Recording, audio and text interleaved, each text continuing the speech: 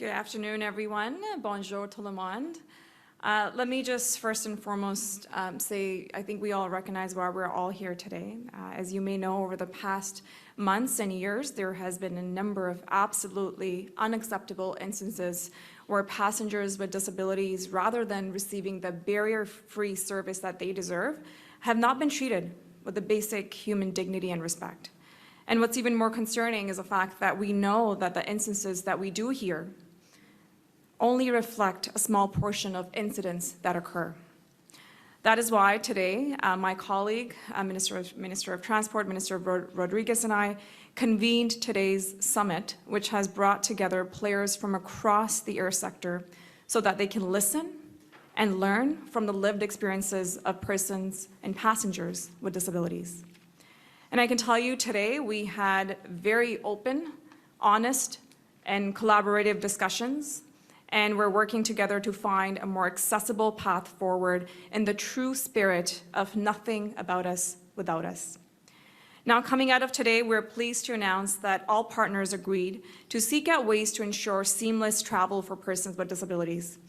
In the short term, this includes industry working together to adopt a common intake form for passengers with disabilities. This will streamline the travel preparation process, making it easier for persons with disabilities. In addition, industry will also explore ways to collect and share data with governments and Canadians so that they can better track incidents and identify problem areas.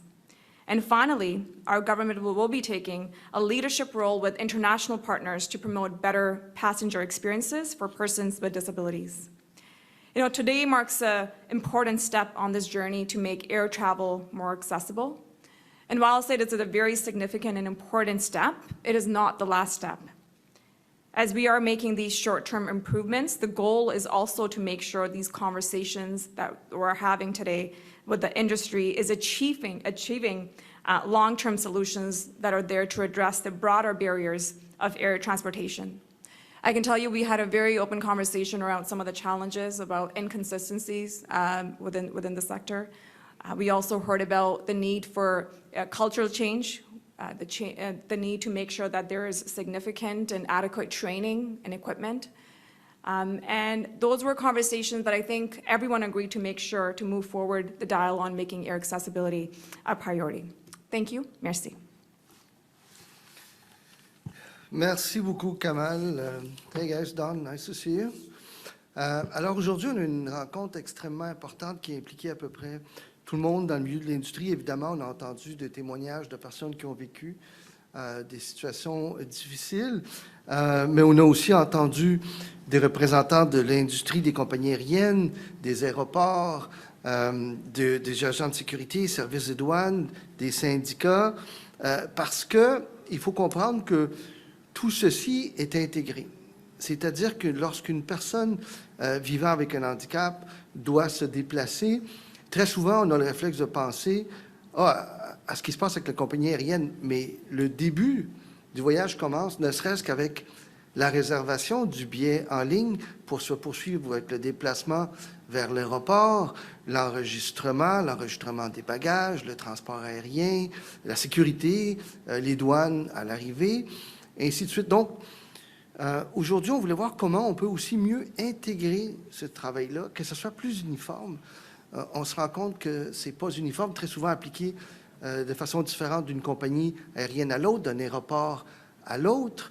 Alors, voir comment on peut mieux intégrer ça, mieux partager les données également pour pouvoir offrir un meilleur service.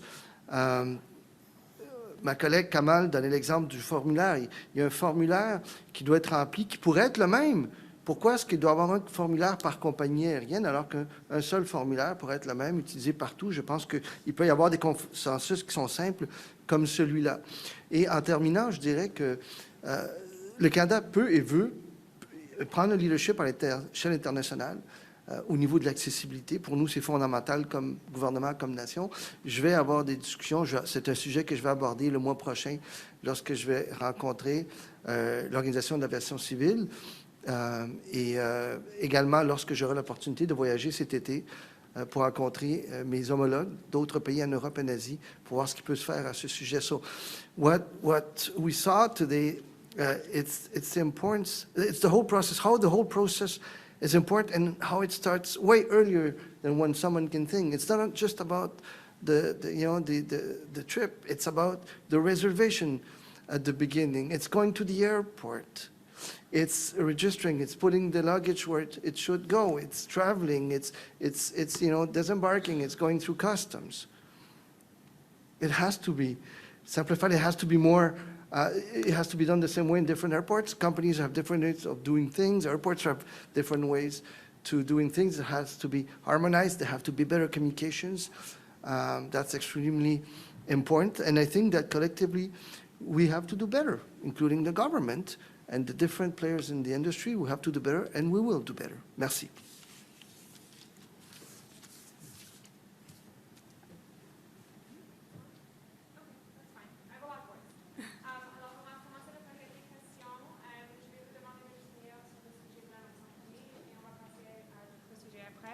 So we'll start with questions on today's announcement, and then we'll go to other things after. Wow.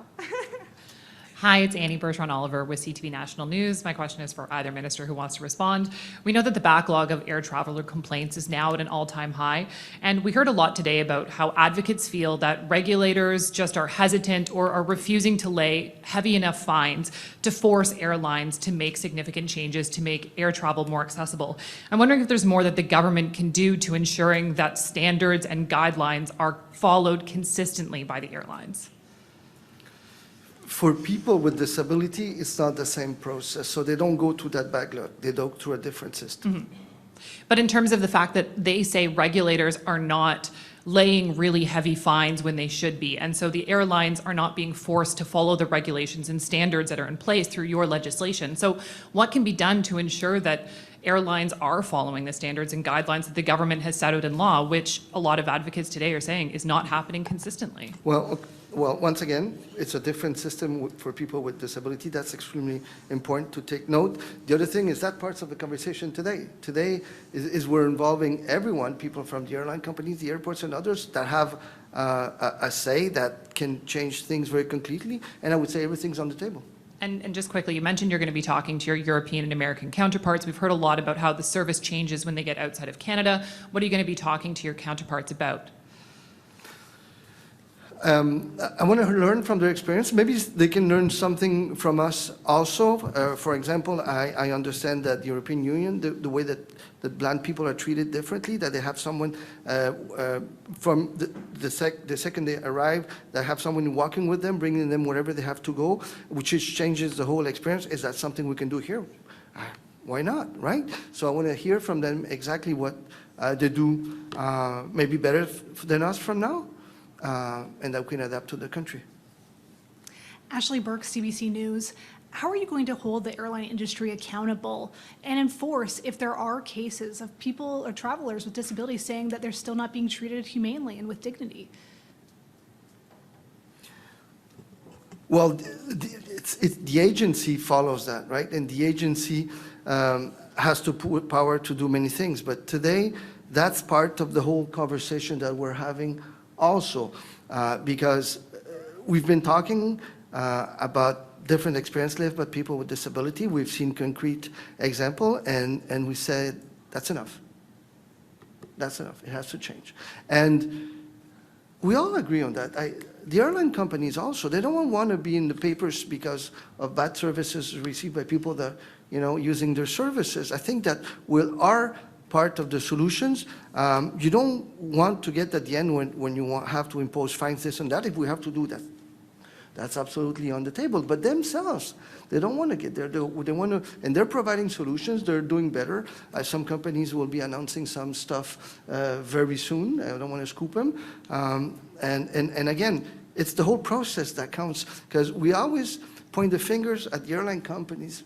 But if it's already complicated when you try to book the trip, if it's already complicated when you're at the airport and you just want to register, if the dog that is with you becomes a problem when it shouldn't because it starts to support you, if your wheelchair is not there when you arrive, It's all of that, because even if you improve what's done by the airline companies or elsewhere, if you face a problem in one of that, in one of those steps, then it's a huge problem for the whole trip. So we have to work better collectively, share data better, harmonize things so things are doing the same way in different airports by different air companies. And my message also for them was this morning, having airlines and airports working together to achieve accessibility, it's not anti-competitive. Actually, it's the right thing to do, and it should be done. You said everything's on the table, that penalties are one of the options, but nobody wants to get there. What would it take to get there? Well, the decisions. I mean, you have a government that is there, that wants things to change, but we also have to see what the companies are doing, what they're ready to do, because, again, they want to succeed. And we're not here to point fingers at companies or airports, this and that. The only way we're pointing fingers is to say, you're part of the solution. Not only part of the problem, but also part of the solution. What are you going to do? So I know that there's some announcement coming soon from different people, different players, including airline companies. We'll make sure that it's enough.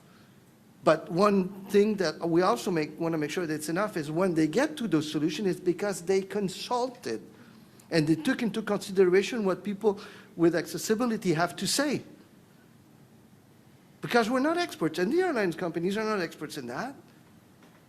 So they have to listen very carefully, and I think they've been doing that. And this afternoon is very important, because then this afternoon we'll talk about very concrete solutions. But the only way for airports and airlines and all of us to succeed is by listening to the people that need better services. Good afternoon, Simon Hopkins with the Canadian Press. We've heard again and again today that people with disabilities want agency. They want the ability to move themselves around, make their own decisions.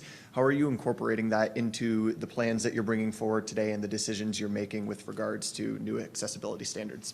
Thank you for that. And you're right. I mean, that's one of the themes that I think came out of the discussions that we're having, very open and candid discussions that we had earlier with the disability community, but also with airlines, and not just the airlines, but also the entire ecosystem of air transportation. And I think that's important to recognize that for the first time, an air summit of such kind is actually in place, where folks that work in these places are actually hearing directly from the lived experiences of individuals traveling, passengers with disabilities, to really understand the barriers and challenges that they go through. And I can tell you it was a very open and robust discussion. And I think, to the credit of the industry, I think they realized and they saw that there needs to be changes to be made. And one of the things that we talked about, it's not just about the one thing. There's no one airline, there's no one airport, there's no one person that is going to be able to fix this issue. It's incumbent upon all of us to do this work together. And that's why I think one of the things in the short terms is what we talked about was, first and foremost, how people, if you're a passenger with disabilities, if you're a person with disabilities, if you have to go to Air Canada, there's a different form that you have to fill out. If you're traveling on WestJet, there's a different form that you have to fill out about your accessibility needs that you wish to show and you wish to talk about. These are the needs that I have. We want to make sure that it's standardized, that it's barrier-free for persons with disabilities to be able to have that access and that agency at the heart of doing that work together. One of the other things that I think we talked about and where there's the commitment, and I certainly see a lot of work around, is data sharing. And airlines certainly said that they're willing to share this data, to work collaboratively to make sure that we're looking at ways that we can improve, and getting that disaggregated data is really important. And that's something that they committed to. But it's not just about accountability, and I just want to go back to the previous question on accountability. It's actually to do much better than that. Much better than that. And to achieve that, we all need to work together as regulators, as policymakers, as industry, as corporate, good corporate citizens, and as well as doing this work alongside the disability community in the true spirit of nothing about us without us. Thank you. You talked about wanting to make things barrier-free, but having a form in which you say which barriers you need help around is inherently another barrier. Why isn't there more effort towards removing barriers completely so that people can board planes, travel completely on their own without necessarily needing other steps of intervention? I think there's a lot of conversation that we had around different ideas. And I also want to emphasize the fact that this is not the only conversation that we're having. We need to make sure that this is a step in the right direction, and I can assure you this won't be the last. This will take all of us, particularly alongside the work that we need to do with the disability community in moving the dial forward on air accessibility. And as I mentioned, there's no one person that can fix this. There's no one airline that can fix this. There's no single airport that can fix this. But what I can tell you, the commitment in that room, the collaborative commitment that was in that room is something that I look forward to, not just now, but also into the future as we move forward to make air accessibility better for all Canadians, because that's what they expect.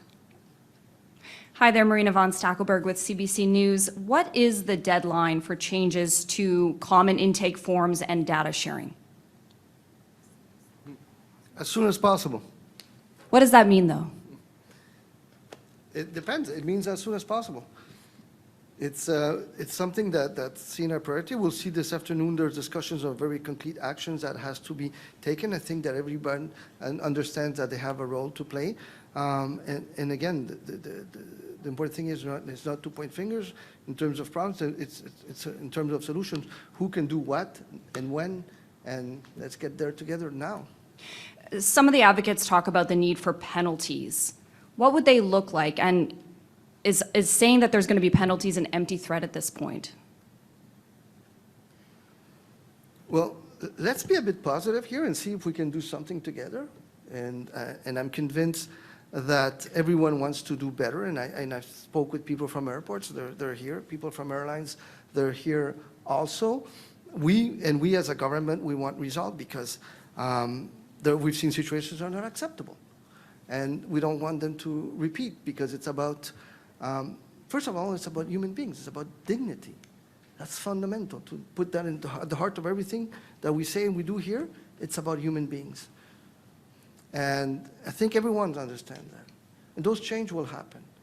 And if the government has to put something there as penalty, and others will, of course, consider everything there. But I do trust the companies and the airports and the different unions and others to make those changes because we're all humans after all. D'autres questions? Any other questions on other subjects?